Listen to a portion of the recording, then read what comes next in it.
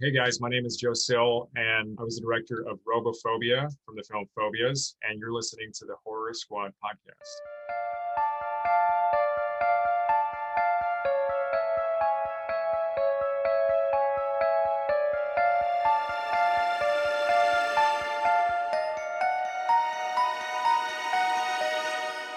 Hello, welcome back to the Horror Squad podcast, episode number 419. Tonight, Steve and I are talking about 28 years later, The Bone Temple, which is 2026 release, currently out in theaters.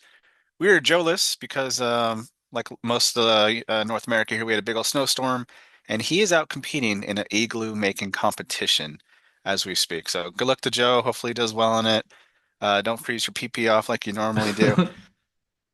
Steve, you just got back from vacation, right? I did. I just came back from the Dominican Republic. It was nice to just do nothing for a week. Watch a lot of Nice. movies because I'm not a big like reader. I brought books, but I didn't end up touching them, so I just watched movies on the beach and Yeah. yeah, had a good time. Very cool. So you went from like beach weather to tundra? Oh goddamn, it's yeah. It was like with wind chill, it was almost minus 50 here. Fuck, dude. Minus 50 for people who've never experienced that. Like, you don't even put food out at minus 50 because it'll like have freezer burn. Jeez. It's like, yeah, it was awful. And then now it like snowstorms too. It's just, goddamn. Yeah. I hate this time of year so much. Yeah, we got a foot of snow, which is a lot for Kentucky. That's a lot for you guys. Jesus. Yeah. So, but In one yeah, this dump? is I mean, it was snowing for like 24 hours. Yeah, that's a lot for you Yeah. guys. But I mean, we have a pretty good infrastructure. Unlike when I lived in Texas where they have like zero Nothing. salt trucks or anything like that. Yeah. Yeah. But Right. so it's pretty good. Roads are cleared, but there's still like a level 2 emergency, so you're not allowed to travel unless Sure. like you well, I think level 3 is like only emergency vehicles, level 2 is like only travel if you have to, so. Okay. But anyway, fuck that. We're back. That's We're back, that's baby. that's what's important. Yeah. I mean, you guys didn't notice it because we pre-recorded episodes, but for Yeah. us, it's been a while. You're Yeah, it's rusty. been like 3 weeks or so. Hmm.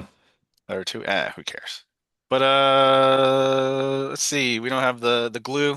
We don't have the narrator Joe with We us, don't. so I guess we're just gonna talk about what watched and Mhm. go into that. Oh, movie update actually. Final episode, man. We are plugging along. Steve is full swing editing. I'll let you speak on your stuff, but as you guys know, I took over editing for Joe. And yeah, man, I would say I'm about 35-ish% done now with the edit for the summoning for Joe's picture. And scene 1 through 3 are in the can, which is about little half in the script. So we'll see what happens. But yeah, I'm having a blast. It's an interesting challenge because I mean, obviously, Steve and I were not on set when Joe was filming, so we don't really know the ins and outs of the scenes and what worked and what didn't in person. So watching the footage for the first time and then trying to build the story is I thought it was gonna be like extremely annoying to do, to be honest. But it's been a blast, man. Like seeing behind the scenes stuff and meeting these characters for the first time, plus the actors. I don't know, Joe's niece and her friends and all that, and they're playing the characters, which is really cool. And then little Joe and I've caught Mike, who co-directed this one in the background of a few shots, and I sent him the pictures. I'm like, hey, I see a wild Mike. So it's been really fun. It's a new challenge because I've never edited someone else's work without being there filming. So yeah, it's very interesting and been plugging along. And like I said, about 30% done, 35, something like that. And yeah, it's we're getting close to the finish lines. But what's your update, Steve? Yeah, so I had a lot of things to do before vacation, like a lot of episodes to edit, a lot of work and stuff like that. So I didn't have a lot of time to do stuff, but now my calendar is clear. I got nothing going on, like, Nice. so I am full blown ahead doing it. The way I did mine, because I'm filming all basically in my house and it's all me, I kind of kept the scenes like if there's something like for a good example is I have a quote unquote dead body in my bathtub that I just leave there in case I need like a reshoot. I could just like go to that bathroom, film like an angle, and then come back and edit it. I totally forgot about it though because it's been there for like 3 weeks, Jeez. and people were watching my house while I was gone and checking Holy the shit. rooms to make sure there's no leaks. And apparently, yeah, there was a little bit of a scare, like when just going into the room. That's funny. But yeah, it's I'm really excited that footage is going to start coming out. I'm going to start posting more in the group, like little teasers, but not too much because I don't want to give too much away. But yeah, it's going to be done fairly quickly now that it's all filmed and ready to edit. And yeah, Very cool. Yeah, Yeah, and I'm doing the toughest part right now, the intro to me, because there's like titles involved, and then it's just not yeah, like the middle of the film where it's just basically sound effects, voice and yeah. yeah. So I found sound effects to be the most annoying aspect, yeah, oh yeah, just because like sound is the worst. I fucking hate it. Easily.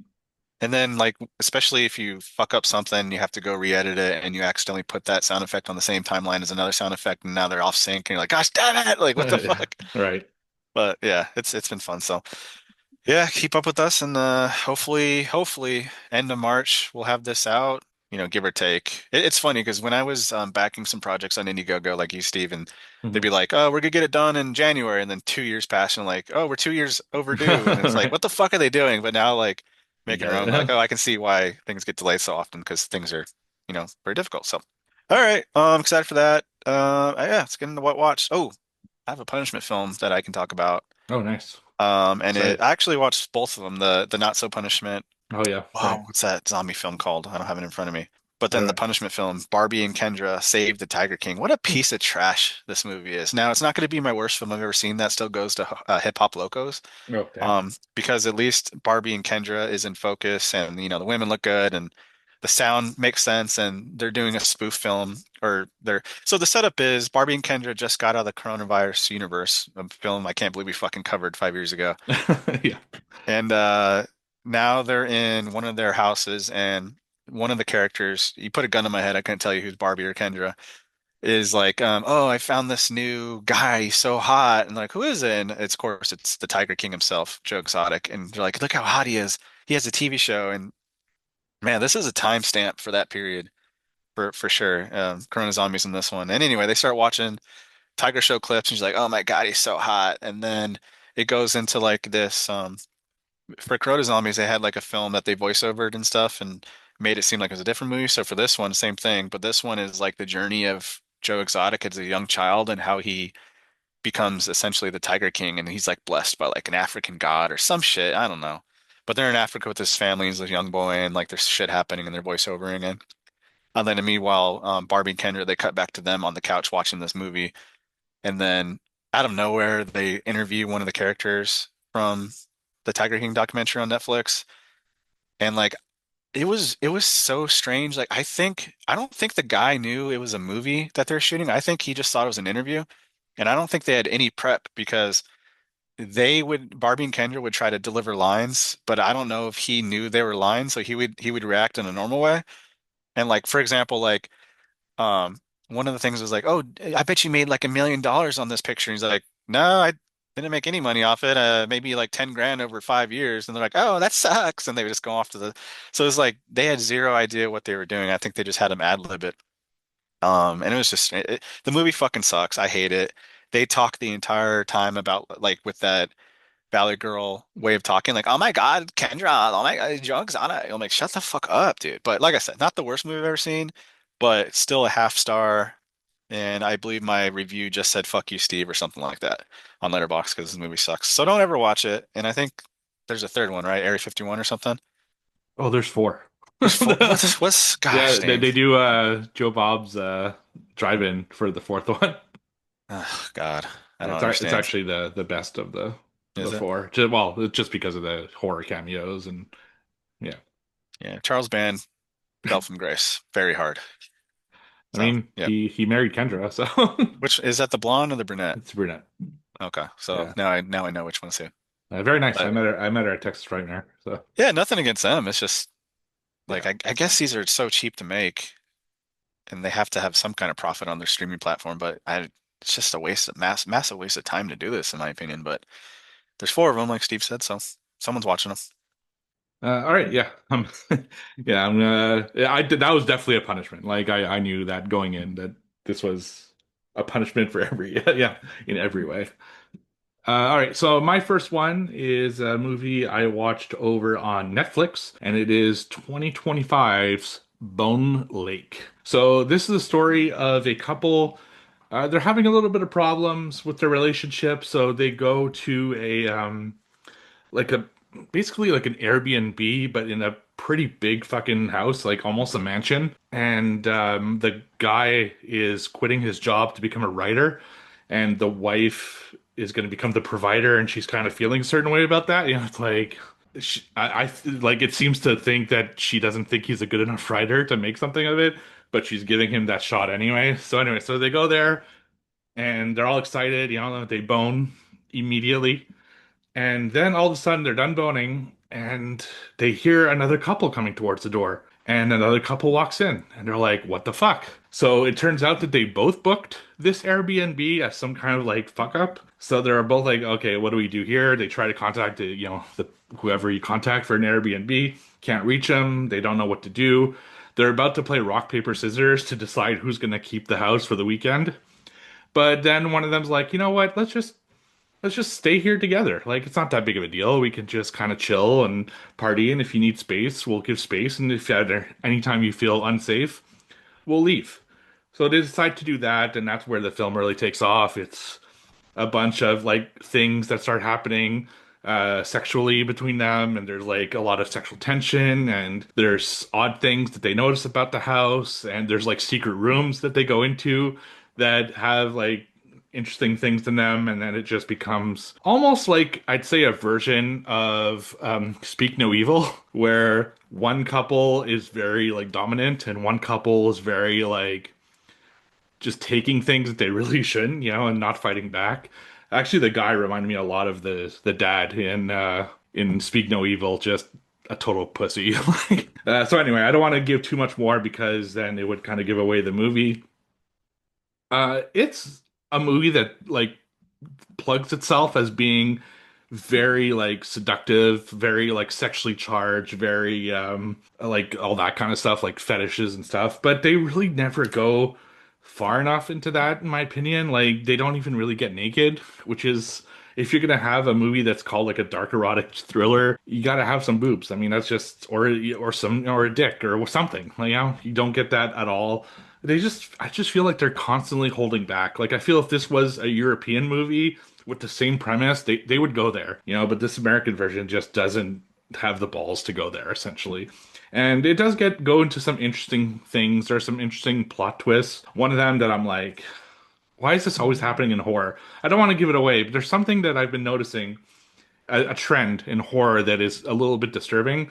That if you watch this movie and see the plot twist, you'll understand what I mean because there's too many movies that have the same kind of thing. But yeah, I think it's worth watching. It's not like a great movie, but if you're looking for an interesting thriller, it's only 94 minutes, so it's not too long. And there are definitely some things about it that are worth checking out. So that's Bone Lake. I gave it 3 out of 5 stars on Netflix. So is the lake itself called Bone Lake? I think so, but there's definitely like Huh. a euphemism about boning Boner Lake. around the lake. Yeah, it's A lot of boners in titles lately. yeah, right. Bone Lake, Boner Temple. Those are just easy jokes to make. All right, so my next one is a semi-punishment, not punishment film called The Elixir from, I believe, Indonesia, which we've covered a couple films from them.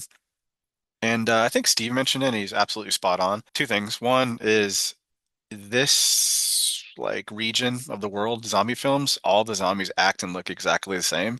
And you can either you love that or you don't. I, for one, really like it. Like think the sadness and stuff like that. That these things like look exactly the same. They're like fucking infected and they're like screaming and shit. So that's really cool. Love the look of the zombies. And two, the other thing Steve said that I 100% agree with, these characters are dumb as shit. The worst. They cannot make decisions to save their lives. Simple decisions too. Like early on, they're like trying to hide from a zombie. I'm like, fucking hide better, you dumbass. Like, just like simple shit like that. I gotta hand it to them though. The women in this are incredibly attractive. Well, I'm like, damn. And the setting is really cool. It's always unique to see like a kind of like a jungle atmosphere. They're kind of out in the boonies a little bit at times. And the pitch for the movie is this like pharmaceutical company or whatever is developing an anti-aging like serum. And this dude that's older has this hot ass wife, and he takes the serum, and she's like, "Oh, you look great." And he's like, "I feel great. Let's do it." And they do it. But then the serum doesn't really work out that well for everybody, and we got zombies and shit. And I mean, it's called the elixir, and the elixir is a problem. So I struggle with this one because I love a lot of aspects of it. The violence is really good, and the zombies look awesome, but the characters really bring me out of it. And also with Netflix, they didn't add the the what would you call it? The actual The language that they yeah speak. the original language, which Yeah, sucks. so it's all dubbed over, and my gosh, the dubbing is as bad as Squid Game season one before I switch it to the normal speech because the fucking dubbing is awful. The character, it's just like it's hit or miss with that stuff, man. Like I can forgive, obviously voices and lips and not being lined up, but like when everyone has the same tone and their reactions to things, it's just awful. And it took a lot out of it. I would love to see this film in its native tongue because I think it'd be way more effective because I was just getting annoyed by A, the characters being bad and being stupid, and then B, their voices just being fucking annoying. So I think I can maybe get over the poor decision making if the voices were better, but for that, I gave it a 3 out of 5, which I think you gave it like a 4 maybe, something like that. So yeah, it's not awful, definitely not a punishment film, but something like truly needed to be. I I don't get it. Like, just put the fucking native tongue on here and with some subtitles. If you don't watch it, you don't watch it. Like, I don't think that's gonna make or break this on Netflix, right? So it's from Indonesia. It's not making $1 billion. You know what I mean? So The Elixir on Netflix, 2025 film, 3 out of 5. Yeah, I decided not to like give it like a down my score because of the dubbing, just because it's not the movie's fault, it's Netflix's fault for being stupid and not like, giving us like the original language. But it was definitely a problem. It's bad, like it's really bad. But the Yeah, stupidness of the characters is really the worst thing about this movie. Like there's scenes that like at one stupid, man. point they're in riot gear and they're like moving down the street, and then the zombies are like temporarily disabled for a The rain reason. fucks them up, right? Yeah, Or they water or like some shit like they that. like stop when there's Yeah. rain, and instead of like, okay, this is our chance, let's run away, they all look at the sky like, ugh, what's What's going on? going on? Yeah, it was Dumb just like, god motherfucker. damn. And there's so many examples of them doing things that they all would have survived this movie if they weren't fucking idiots, you know? Yeah, And it was tough to watch. So yeah. There was a hilarious scene though, pretty early on where one of the girls has like a brother or something, and he has to pee, but he can't pee, and she makes him ask the forest for permission or something. yeah, It right. must be a cultural thing, but it was so fucking funny. He was like asking the forest if he can pee. And she's like basically holding his dick for him. It's weird as fuck. It's She's weird. not really, but she's like right on him. Like that's why he can't pee because you're looking over his shoulder. Seriously? But he asked the forest for permission or something dumb like that. I'm like, oh my God. And he's like, I'm peeing. And of course, when he says stuff like that, the voice is awful. So it just adds to it. But yeah, but Yeah. if you like zombies, I think you like it. Yeah, that's why I picked it for you. I knew it's a zombie film. So, all right. So my next one is a movie from also 2025. It's one I had regretted not watching for my year-end list. So I did want to check it out at some point, and that is on, I believe it's on Apple Plus in Canada. I think it's Crave, and that is The Gorge. So The Gorge stars Miles Teller and Anya Taylor-Joy. They're both snipers in like their versions of the military. Anya Taylor-Joy is from the Russian military, and Miles Teller is from the American military. And they're currently like not working, so and they don't have like relationships or any family that seems to be important. Except Anya Taylor-Joy has a dad who's about to pass away. That's basically her only attachment to the real world. So their respective militaries send them on this secret mission where basically they have to protect this gorge. And there's the American side and then there's the European side. And, so they each protect like their side of the wall. They're not supposed to communicate with each other because there's some kind of beef between them, but they do have the shared mission of protecting whatever is in this gorge, which they have no idea what it is. It's a 1 year mission. There's absolutely no contact with the outside world other than once a month they have to check in with the military.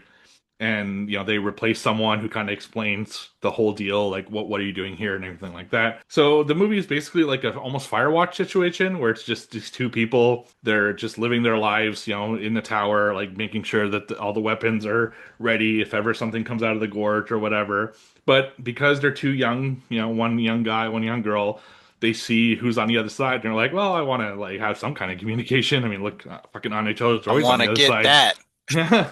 So they start communicating in the same way like Dawn of the Dead does with like boards and writing stuff on boards and like doing little games and little things like that. And eventually they get into a situation where the gorge starts spitting out whatever it will. I won't spoil what exactly is in the gorge. So there's a lot of close calls and they save each other and all that stuff. So after that, they start falling for each other. They start like getting a little more intimate with their messages and they're almost like sexting with the board, at one point. So one guy, Miles Teller has a bright idea. I'm gonna shoot a fucking like wire to the other side of the gorge. I'm gonna go have a date with her and like sleep with her and stuff. And then he goes there, he does that, and then all of a sudden they somehow get into the gorge and they have to deal with whatever is in there, which again I won't spoil. I thought it was a fun movie. It was like I really like Miles Teller and Anya Taylor-Joy. They play their characters really well. I love the whole Firewatch thing where people are communicating without actually getting to communicate, like without knowing each other. And I love that part of the Dawn of the Dead when they're talking to the dude in the gun shop across the mall. I think it's really interesting, and they do a great job with that. It's a little unbelievable that he goes to the other side of the gorge, like basically like rig something to be able to rappel over there, but whatever, it is what it is. They needed to contact each other at some point. My issue is what happens when they get into the gorge. I think what's in there was cool, but it was a little too CGI for my taste. They reveal it a little too early as well. Like I think the mystery was more like better than the reveal. And yeah, I don't know. What happens down there is just not as interesting as I thought it would be. It felt like a video game, but not in a good way. Sometimes I like that, but not in this case. But overall, I still think it's a really fun movie. It is fucking long though. Like I don't remember how it's over 2 hours for sure. But yeah, it's just you felt that time after a while. So I give it 3.5 stars out of 5. If you want to check it out, it's on Apple TV or on Crave if you're Canadian. Yeah, I agree. It was fun. And when she tells you to come over, you come over, regardless of Yeah, I mean, fucking did you see her? Like, 17 football fields wide gorge. You just fucking figure it out. yeah, That'd be funny though if like either of them when they meet in person, like one of them smells like cat piss or something. You're like, oh well, fuck, I gotta. she does make him take a shower like That's true. immediately. She's like, Yeah. God, you smell. And she still just clothes, dude. Yeah, yeah, yeah. Yeah, she's a horn Good dog, time. man. I mean, hey, they're horny, they're young, fuck it. Hey, I get it. Like they've been alone for a fucking year almost. Right. Yeah, I totally get it. Get it on. I Yeah, guess we'll do one more. yeah, I got one more. All right, my last one is Strange Behavior from 1981, which is a film I maybe have talked about before, but watched it with TJ and Brent on Movie Week a couple weeks, Movie Weekend about a week ago. Yeah, and this one is an 80s slasher, kind of, where it's a normal small town and there's like a college or a research center or whatever, and the dude's like, hey, he tells his friend, hey, if you go up to the research center, they'll give you fucking $100, $200, something like that, like right now for like an hour. We're like, fuck yeah, I'll do it. But they don't know what the experiment is, so of course something's gonna happen that goes wrong. Meanwhile, there's like a serial killer or bodies are coming up of young people in the town, and people are like, who the fuck's killing them?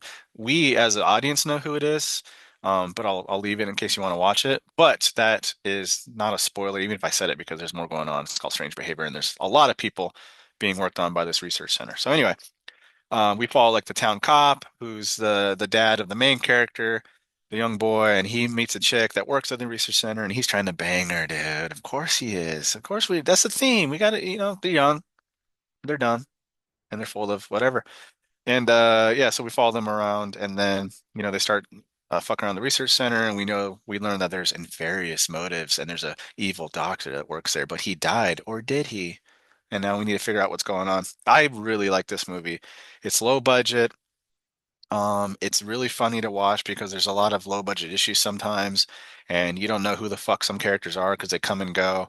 And then you see a killer and they reveal him, and like, oh, that's could be a major plot point because that's a huge character, and then they never talk about him again. Like, what's happening? But Strange Behavior is really cool. I believe Severin put it out, if I remember, maybe Vinegar Syndrome, whatever Blu-ray I have. And I don't believe it's streaming anywhere, but it's also known as Dead Kids. So Strange Behavior and Dead Kids. Oh, it's available for rent on Prime if you want to watch it. But I give it a 4 star because it's just fun. And an 80 slasher low budget usually hits, and this one did. So Strange Behavior, aka Dead Kids from 81. Awesome. My last one this week is another 2025 film. I guess I was on a 2025 kick recently without really knowing, cleaning up last year before I moved on to 2026. And this one I watched over on Shudder, and it is Tina Romero's Queens of the Dead. So Tina Romero is George Romero's daughter. She is keeping up the family tradition by making a zombie movie. So I was super psyched to check out what the Romero legacy is in her hands now. So see what happens with it. And yeah, so the story is basically it's a bunch of mostly drag queens and club owners that go to a club, and the zombie apocalypse starts happening. So they're stuck in this warehouse slash club, and they got to deal with the zombie horde that's starting to come towards them and try to figure out how to survive and also how to meet up with someone who is outside of the club that is in a relationship with the main person in this film. And there's not really much more than that, to be honest. It's a pretty standard Romero like zombie film. Sorry, I loved the Easter eggs and references to Romero films. A lot of music cues from Romero films. There's a lot of little Easter eggs, lines. There's cameos from Romero alumni that you would definitely recognize. So it was cool to see her kind of like honor her father's work by just kind of putting in all these little things while also keeping it like really a Tina Romero film because there are a lot of big differences. This movie is very colorful, a lot of flair, a lot of like, glitter and confetti and like it's just not something like Day of the Dead, right? Which is very like military and dark and everything like that. This is almost the opposite of that. I liked most of the characters, not all. Some of them I found a little annoying for my taste, but there are a few that I thought were just absolutely hilarious. The humor is very like Gen Z, so I'm an old guy, and some of it probably went over my head. A lot of like social media terms and kind of newer terms like TikTok terms that I'm not really understanding and that kind of stuff. The zombie stuff, not great to be honest with you. The kills are not the best. There are a few exceptions that were pretty cool, but nothing that I'm like, oh my god, that kill's amazing. If you don't like drag queens, don't watch this movie.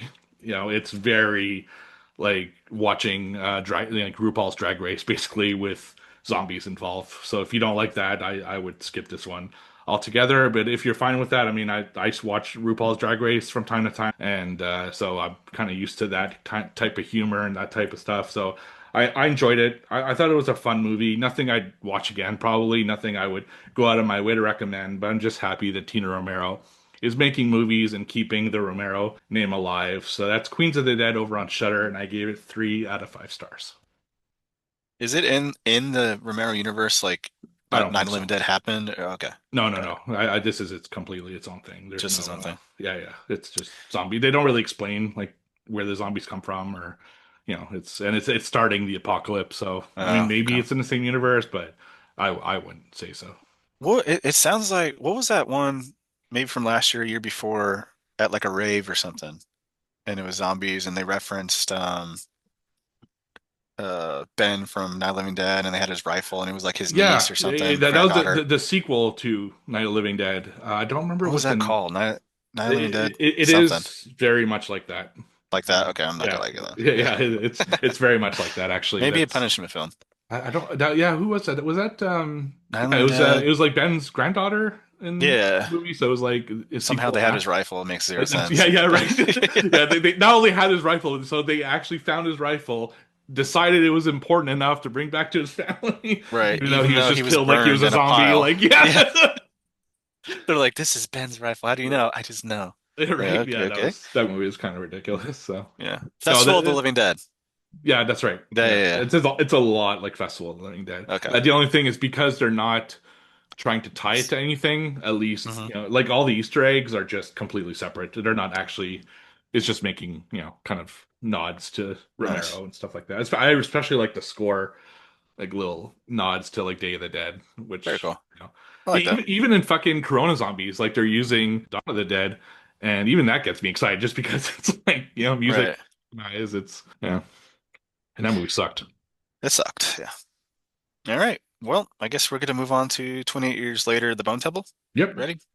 All right, 2026 release, currently in theaters, not doing great. So if you want to see it, get out there soon, but it'll probably be in streaming in about a month or so or less.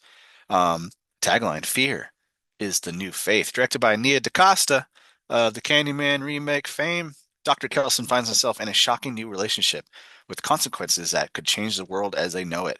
and Spike's encounter with Jimmy Crystal becomes a nightmare he can't escape. So I think we need to kind of go backwards a little bit to the first one, because this is minutes, well, maybe not minutes, but hours after the first one ends, and then that one ends with Jimmy and his little gang of misfits rescuing Spike, who is, out on his own doing, they're doing Power Ranger dance moves and shit like that. So we know where the character's at. He's been taken by Jimmy's gang there. So we start off. We have Jimmy and his fingers. The fingers are the code for his gang. And he's like, he has Spike, and he's like, hey man, if you want to be in our club or whatever, you got to fight to the death. And he's gonna fight this big ass kid, and he would lose every fight every time against him. But he manages to stab him in the leg, kills him, and now Spike is part of the gang. But now he's referred to as Jimmy because all the characters in this are Jimmys, similar to Negan in Walking Dead. And Jimmy is this religious cult figure who thinks he's serving Satan, and that his members of his gang are his little disciples, and they, go around countryside killing people in awful ways, which we'll get to later. Meanwhile, we have what's his name? Ray Fiennes' character. Oh, I Dr. should give Kelson. Dr. Kelson, there you go. Played by Ralph Fiennes. Jack O'Connell plays Jimmy, and so on and so on. He's just doing his thing at the Boner Temple, dude. He's still, making skulls. He's still boiling away meat and walking around an iodine and getting nude in his little bunker and then laying down on his bed without cleaning it, which is fucking disgusting because he's covered in grime and grease and blood and all that shit.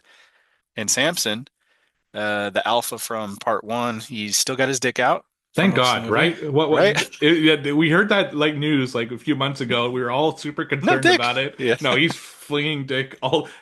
It looks like it got smaller. I don't know if I'm just like, We gotta but compare it. We gotta but it's compare it. out there.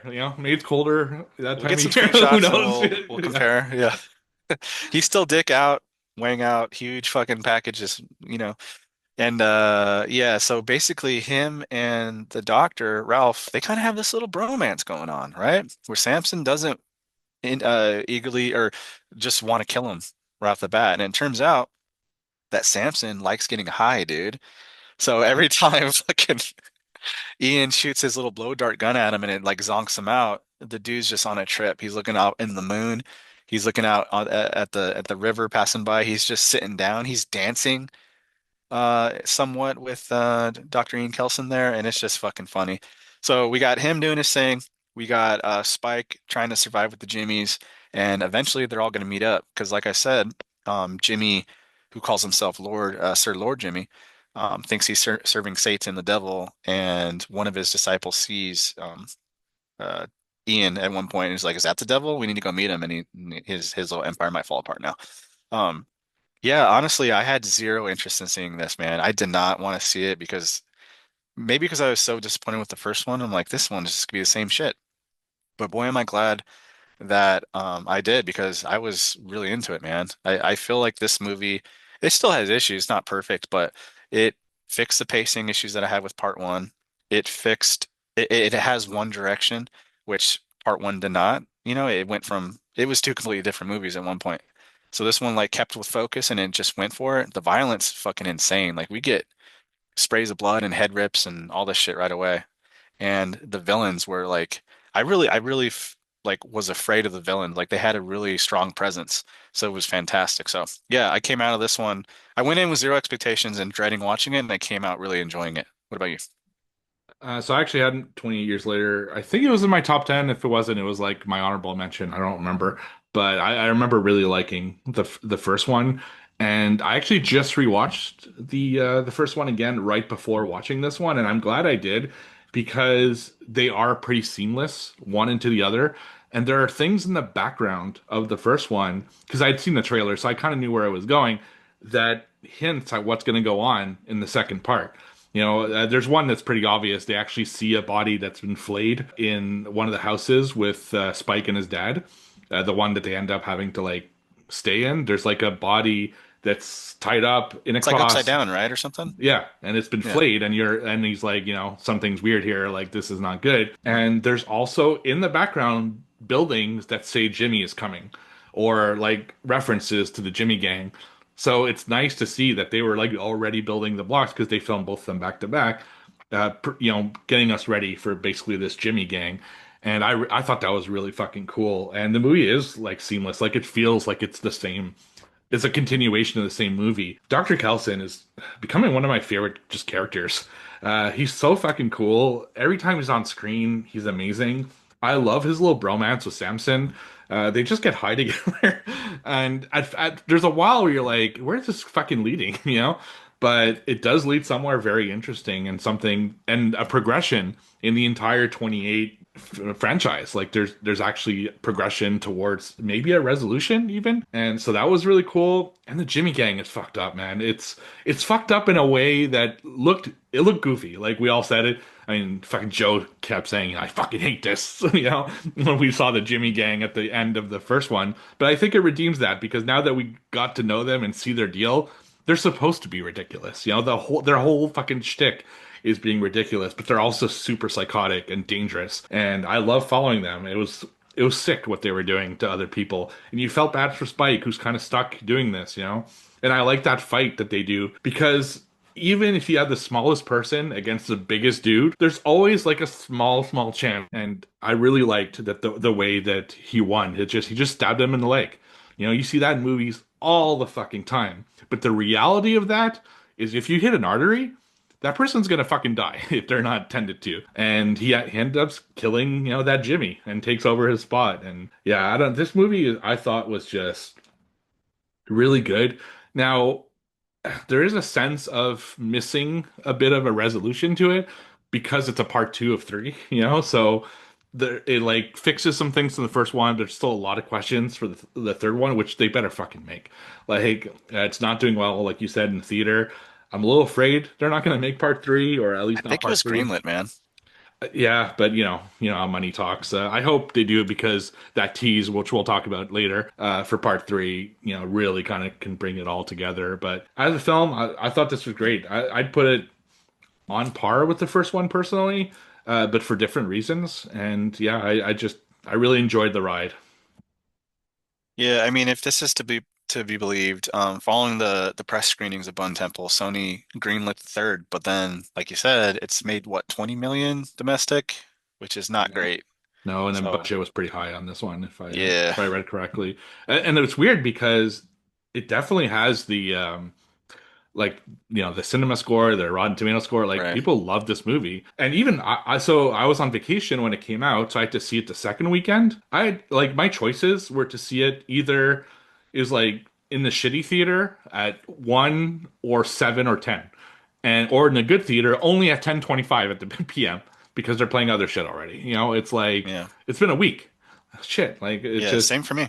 yeah, no, every fucking screen's still playing Zootopia too. Yeah, I So know. it's like, God damn it. So yeah, I don't know. I really hope we get that third one, but this second one though, I mean, it's a contender for a top 10, low top 10 if it does, but still a top 10 already for this year. Yeah, I think it might have just been a bad time to release it, Yeah, especially with like all these storms. I mean, you can't predict the storms, but like my right. theater was closed for 3 days, so I couldn't go see it then. Mhm. So it's just like, I don't know.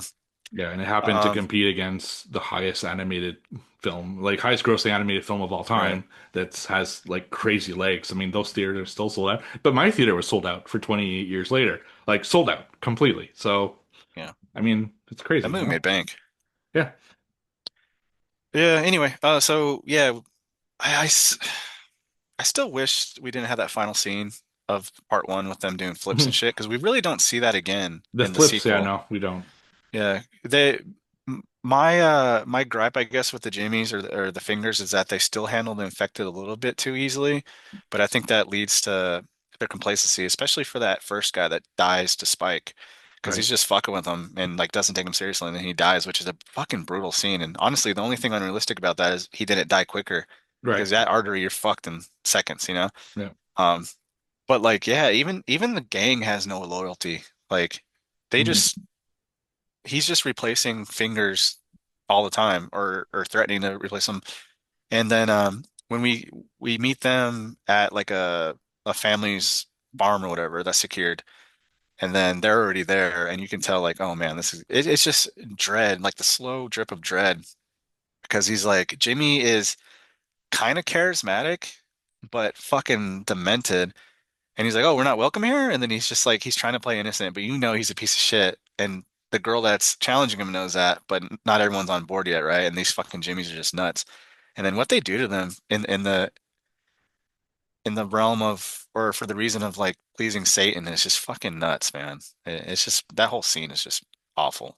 Yeah, yeah, it's crazy how he goes from being this charming, kind of funny, oh, let's talk about Teletubbies and Yeah, my history with this, and he's all joyful, but it's almost like he's waiting for his opening to be a to be a dick fucker. and Yeah. then start like, you know, getting to them being killed essentially is what, or at least to be a sacrifice for old Nick, which is what he believes is Satan. And yeah, it's cool. It's like interesting to see kind of that mind game he's playing. Almost reminds me to a lesser extent because I think this is the greatest scene in cinema history with Hans Landa and fucking Inglorious Bastards when he's playing with the Frenchman Okay. about having hiding people in the floorboard.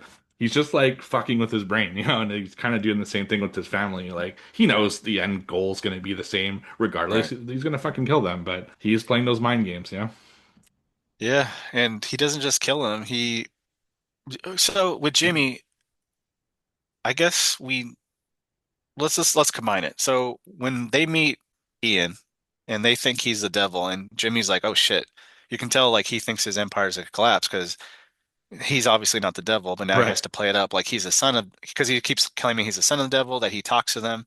So is Jimmy completely full of shit, or is he obviously have a mental health issue where he has schizophrenia or something and he thinks he's talking to the devil? Or is he just like what? What do you think is his true mindset right I there? mean, we're going into religion and belief. Right. People believe entire like religions and will kill and die for it with absolutely no actual proof that any of it is real. I think he believes. When it comes to when it comes to Dr. Kelson, I don't think he thinks at all that that's the devil. No, Till the end, but he sees it as an opportunity to like strengthen solidifies. his grip Yeah. on the Jimmy on his fingers, and I Right. think that's all it is. I think it's all about control. It's not about actual belief.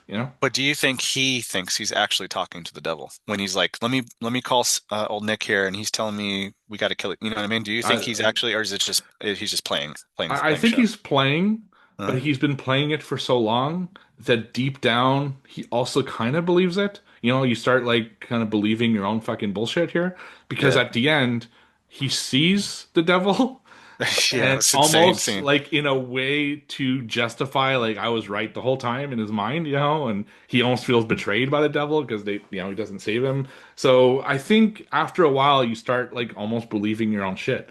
Okay. And so it's like an interesting kind of like psychological thing where on the outside it's all about power. It's just him fucking around, but he's starting to like, also Right. believe his own thing. Drink his own Kool-Aid. Yeah, I mean he ain't talking to nobody. That's or No. maybe he is I like in I just his wonder if he was mind. like schizophrenic and he was actually hearing a voice and Maybe after telling him to people kill. like who knows, right? Yeah. Like we've seen in history like multiple times where serial killers like believe that a dog was talking to them or The Wall. What was that movie Yeah. that we watched? The fucking axe was Uh, like with I don't know. We reviewed it like within the last the year.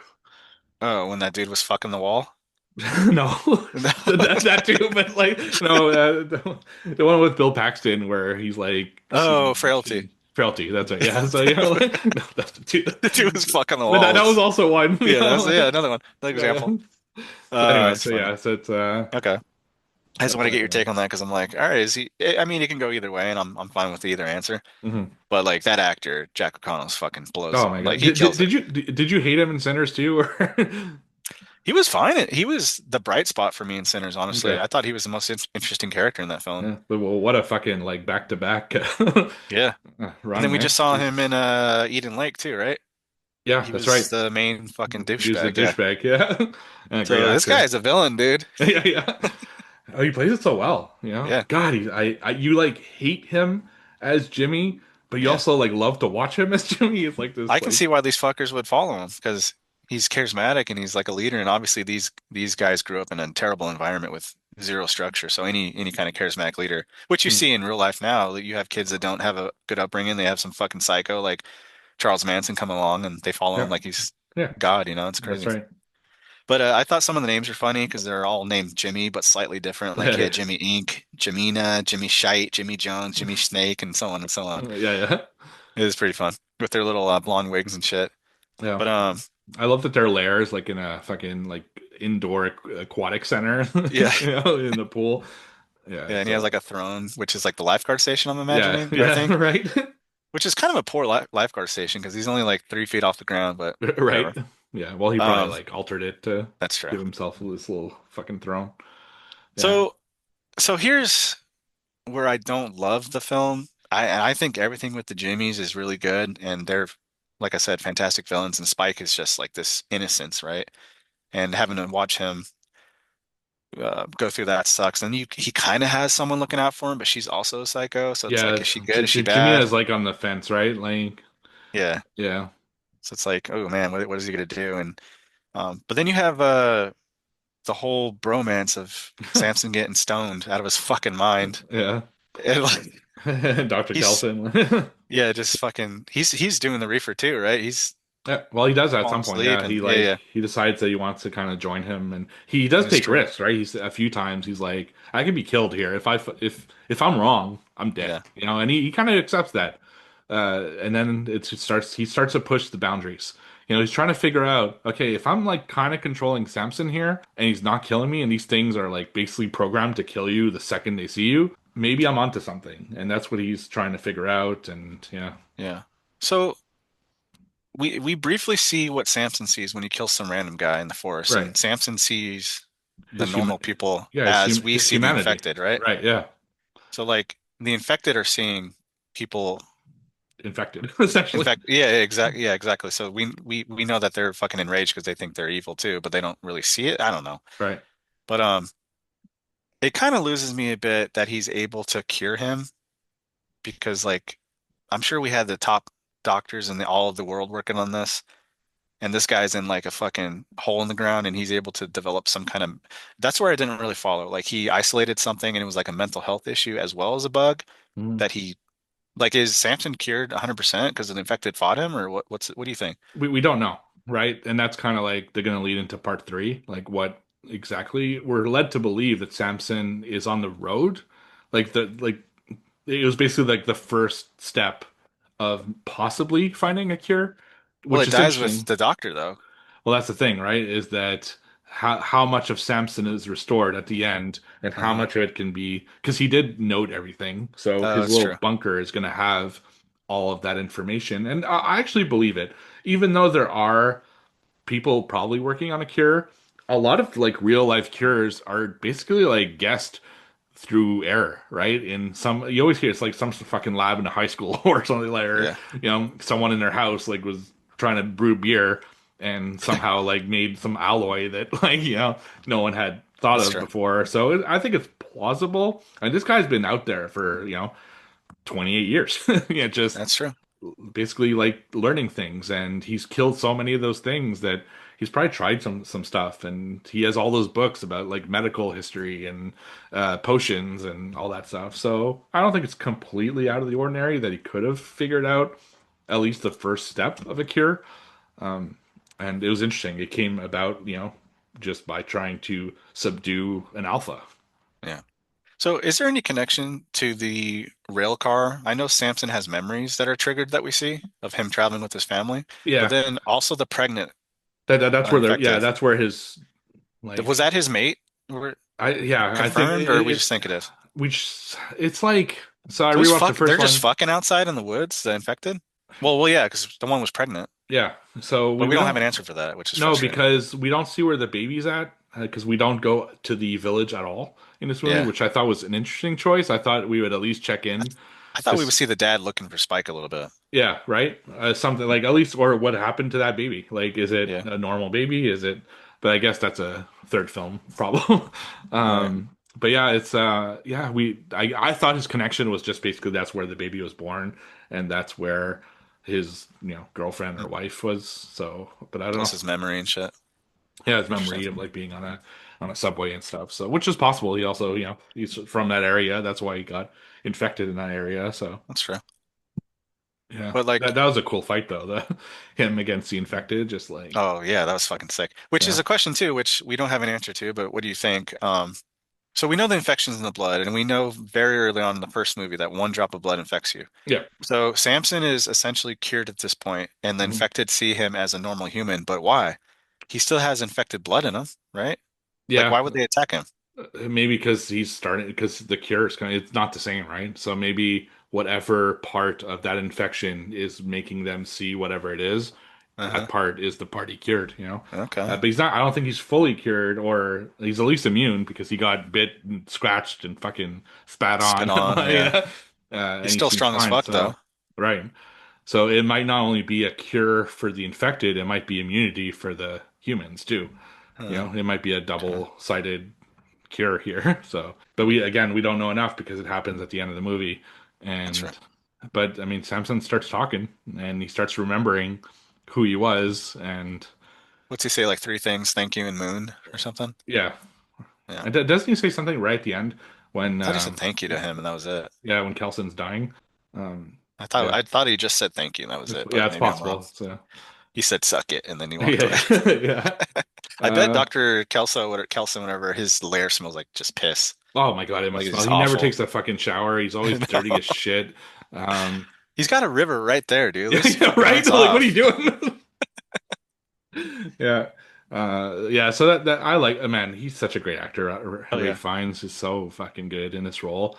He just commands the screen when he's on, Mhm. you know. So even when he's doing really nothing, it's interesting because he's just so good at it. Yeah. But yeah. So what do you think about probably the most, I guess, the most memorable scene in this whole movie is him meeting Jimmy and then pretending to be old Nick with that fucking just fire display. Because I think people will either love or hate that. I don't think there's a lot of middle here. What do you Yeah. think of it? So I love the scene where Jimmy tells his gang, I'm gonna go talk to him because he's my father Hmm. and you guys can come, whatever. And then they're just having a normal dude chat. And Right. it's such a cool scene. Like Jimmy clearly hasn't talked to somebody that is intellectual in a long time. He's controlled Hmm. these fucking dummies. Well, he's So like I thought, controlling kids all the time, you know? yeah. So I thought that scene was awesome. And then once again, he just looks for an excuse to be like, if you don't do what I'm going to do, I'm going to fucking choke you to death with your intestines. He's like, Right. fuck, all right.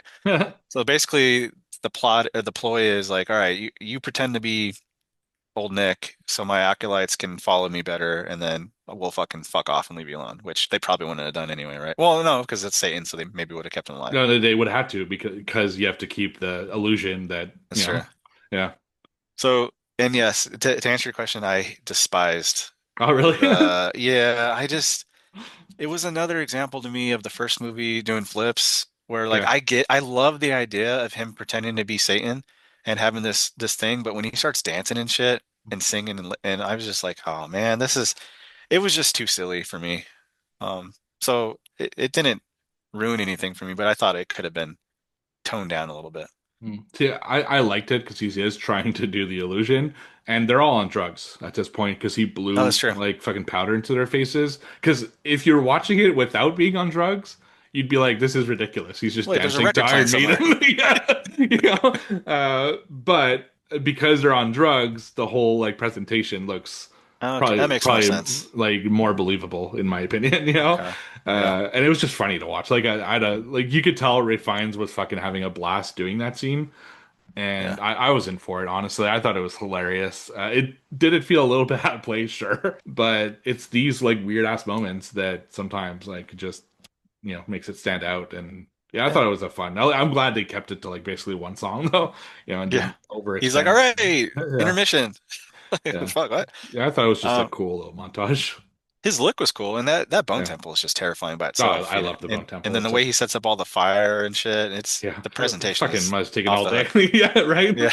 He's a showman He for he sure. he definitely did theater back in the day. Yeah, But yeah, I think it was so basically the plan fucking unravels because he realizes that spike underneath the mask.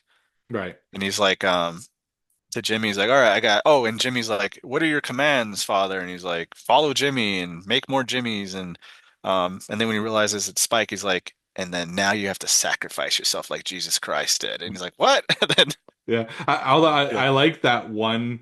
He's like kneel before me, yeah, and Jimmy's like looking around like, "What the fuck?" He's like, "Not you, because you're my son." And he gives him a look like, Yeah, he's like, Nice. yeah, That was nice move. that was smooth. I love that. Yeah, the ad lib by both of them was really good. Like they didn't Yeah. plan this at all. No, exactly. Yeah, it was fascinating. I really like that. But then yeah, these He when gets he sees crucified, Spike, bro. yeah, he's like, I need a sacrifice from Jimmy. Yeah. Are you sure that's in the? He's Yeah. like, no, no, no, no. There was only three things, Mm. not four or whatever.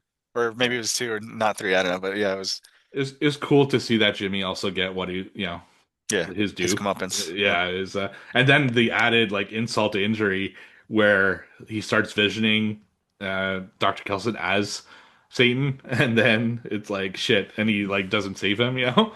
Yeah.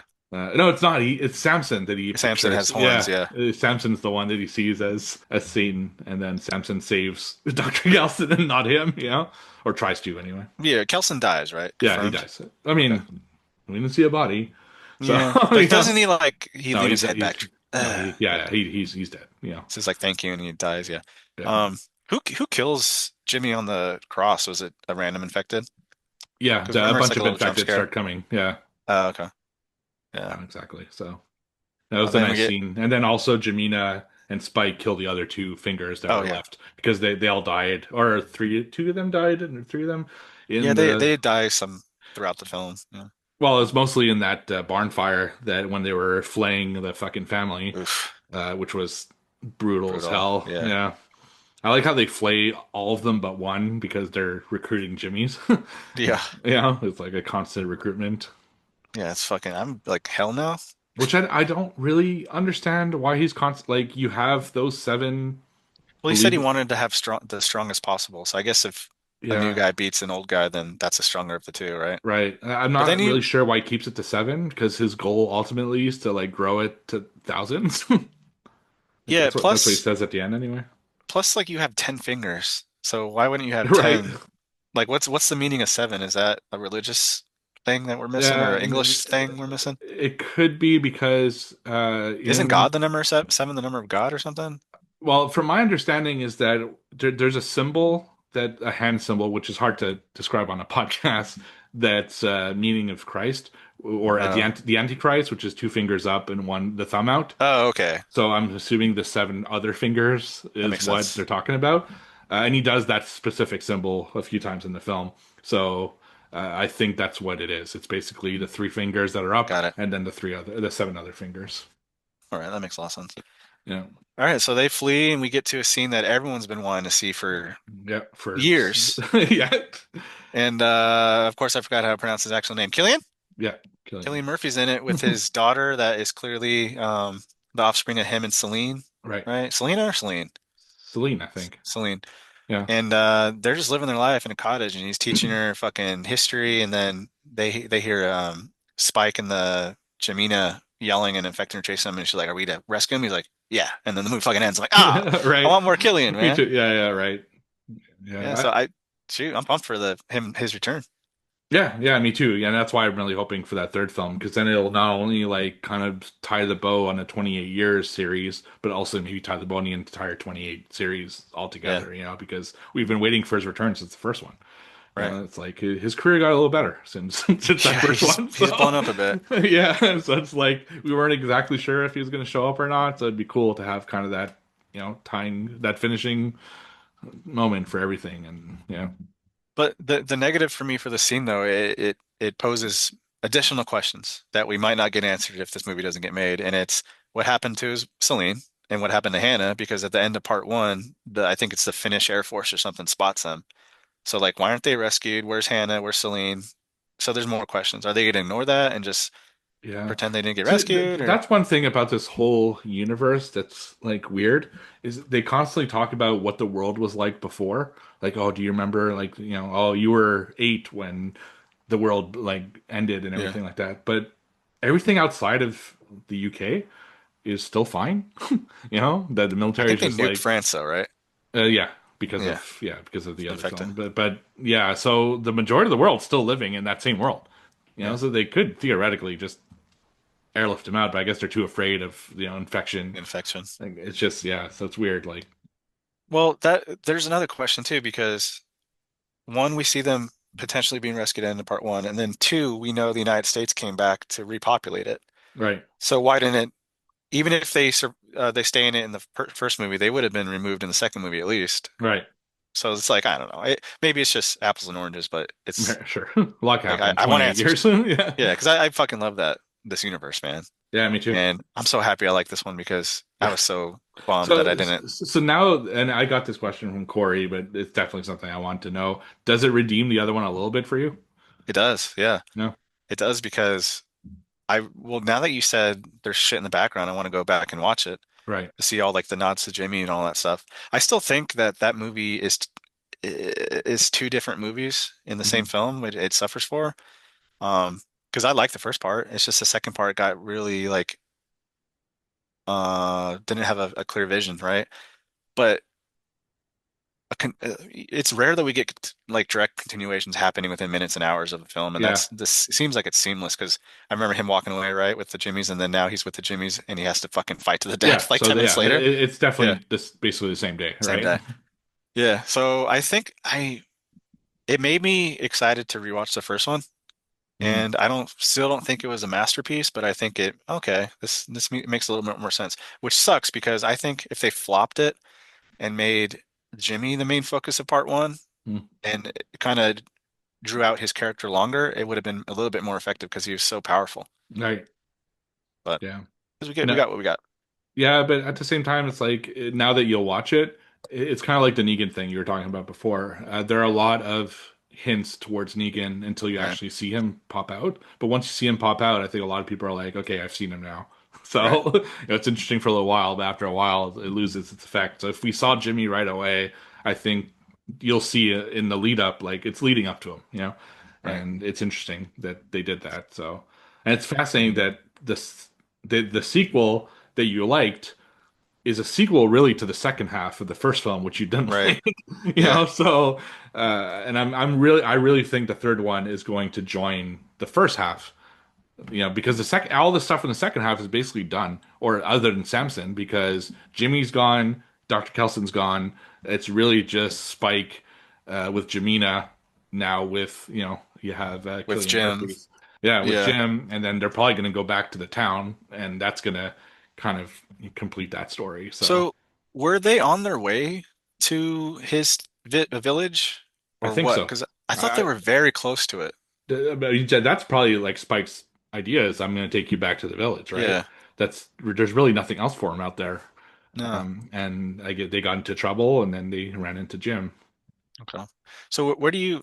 That's a good point, though. You're right. It's a sequel to the part of the movie I didn't like, Right, and which and you liked it, so it's like yeah, ironic. and I think that as much as I would have want to seen a little glimpse into what was happening on the island, I think it would have messed with the plot and pacing a little bit too much because we don't really need to see his dad at this Right. point, right? Because it's about Spike and his journey. Yep. So I don't know. I get it, but where where do you where do you think this movie should go? Like the third one? I really think it should go back to, like, I think he tells Jim, look, we have a village. He might know that because if he's there, it's not that far. Like he Right. probably knows about that, just the same way that they knew that Dr. Kelson was out there because you could see the fire from a distance. And he brings it back to the family, and then it's a maybe there's an attack, but then Samson like stops it, or like, I was thinking Samson was gonna was gonna save the doctor at one point, yeah, like right. against the Jimmies, but obviously that didn't happen. Right, but Samson definitely has to have a role in ending Yeah. this, and we're gonna find out what happens with the baby. Like they have his baby, so Yeah. I don't Is know. that I the think next evolution? Because I know we were talking about why isn't it infected, right. and which we didn't get an answer to, but it would make sense if that was like a hybrid Yeah, of everything. But I read that it's going to be Jim's story again, so it's a little tr worrisome just because we have this new trilogy and we've had two movies of the same character, and then to throw it back to Jim, who hasn't been seen since 2002, right. it might be a little bit too much going Mm. on. But I don't know, man. I mean, Danny Boyle's coming back to it, which isn't huge because he was in the first one. So I don't know. Nia Sure, DaCosta, she blew it out of the water for me in she this did. one. But She was fantastic. I, Yeah, yeah, I just worry that there's gonna be a lot to tie up in in one movie, and it Mm. might be a little bit convoluted like the first one was for me. So that's Yeah, my reservation. But Jim, I was so excited to see him back. yeah. So you would be like psyched to watch a third one, unlike the Oh yeah, yeah, second. yeah, So yeah. okay, good. And I'm gonna revisit the first one soon, and Yeah.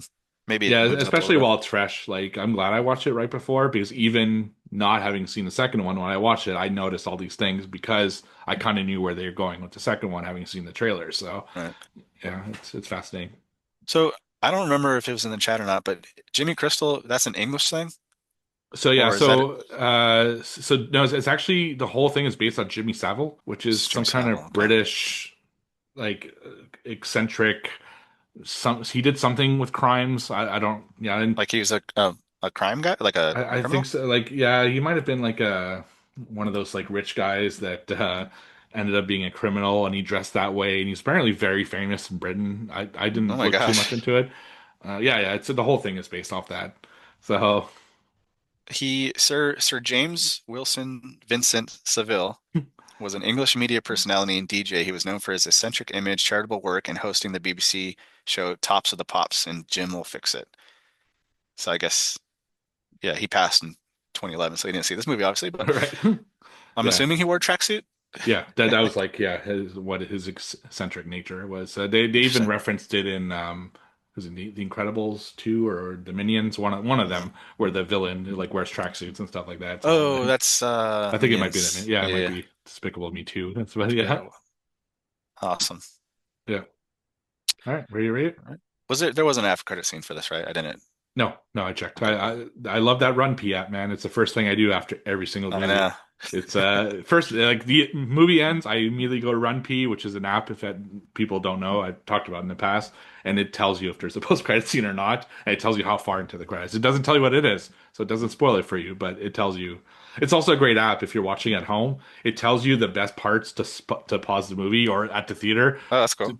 to go pee. That's the whole point of the app is okay, you have this really unimportant 3 minutes of dialogue at this time. That's when you should go pee. You know? Yeah. But This is where Dr. Kelson jerks off. right, right. So Yeah. just go Yeah, ahead and fuck so off. but it added now because there's so many like post credit, is there a post credit, no post credit, mid credit, it tells you, okay, there's Nice. a little something 2 minutes into the credits and then something, at the end, which is 16 minutes in or whatever. Very cool. I like that. Mhm. So after talking with you, so initially came out it with, excuse me, initially came out of it with a very strong 4 out of 5. Talking with you, I'm teetering at a 4.5. So I'll let it sit a while, but I am so excited that the first 2026 movie of the year is going to be probably a top five for me, if not one. Someone has to come and knock it out. Right. But a lot of meat in the plot, a lot of stuff to digest. Characters were great. The setting was, post-apocalyptic English landscape is fucking really cool. And a lot of questions though that were put out there. If we don't get a part three, it's gonna fucking Oh my suck. God, yeah. But I think it's gonna get it. Danny Boyle can. I think he's at the stage in his career where he can just get fucking money I agree. to make a movie. So Yeah, I think it's uh, gonna kill on streaming, which might help it. So word of mouth for this movie is strong. But I exactly. think Yeah. I think it's just a weird time to release this movie in January during winter storms. Like I Yeah. said, you can't Yeah. predict that, but it's I like agree. so 4 to maybe 4.5. But I really like this movie. Yeah, I'm there at a 4, which is the same score I gave the first movie because I like them, but for different reasons.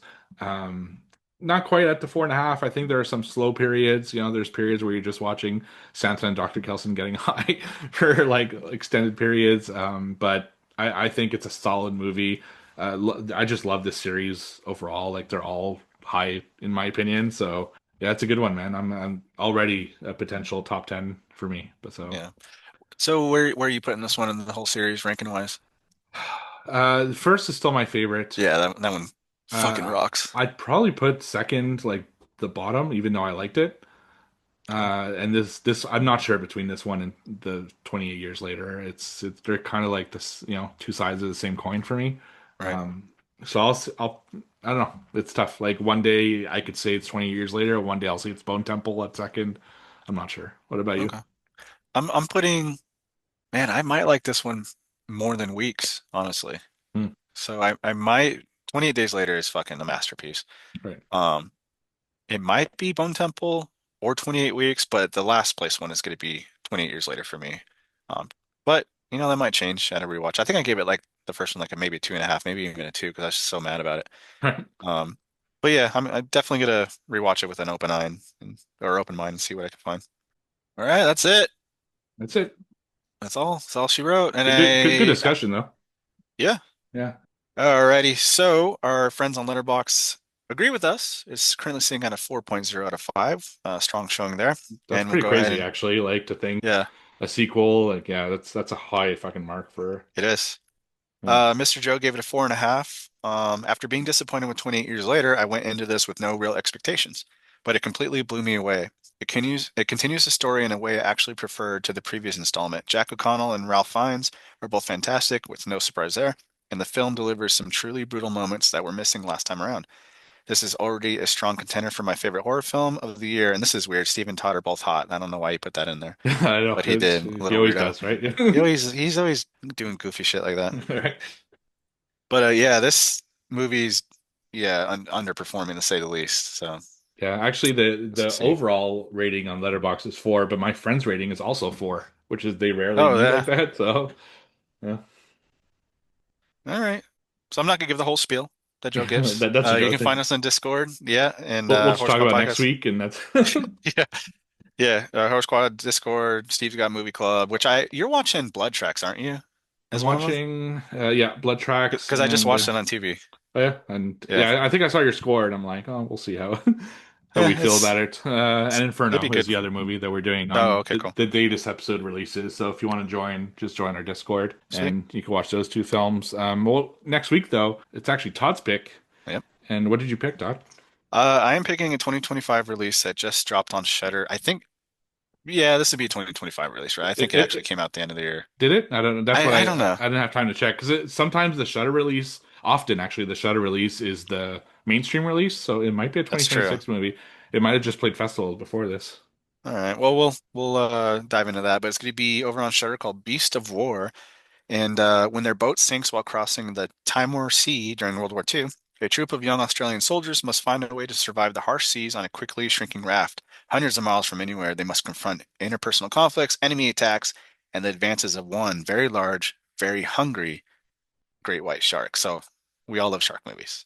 So if this movie has a CGI shark, I'm gonna be fucking pissed. Right? Yeah. And if they don't sing Baby Shark in World War II, I'll be Oh my really word. upset. Yeah. As long as they don't put a very poor CGI fishing scene, I Oh my think we God. should be all right. Yeah, hopefully. All right, you can listen to that next week. It's over on Shudder. Check it out if you want. And that's all we got. All right, bye. See ya.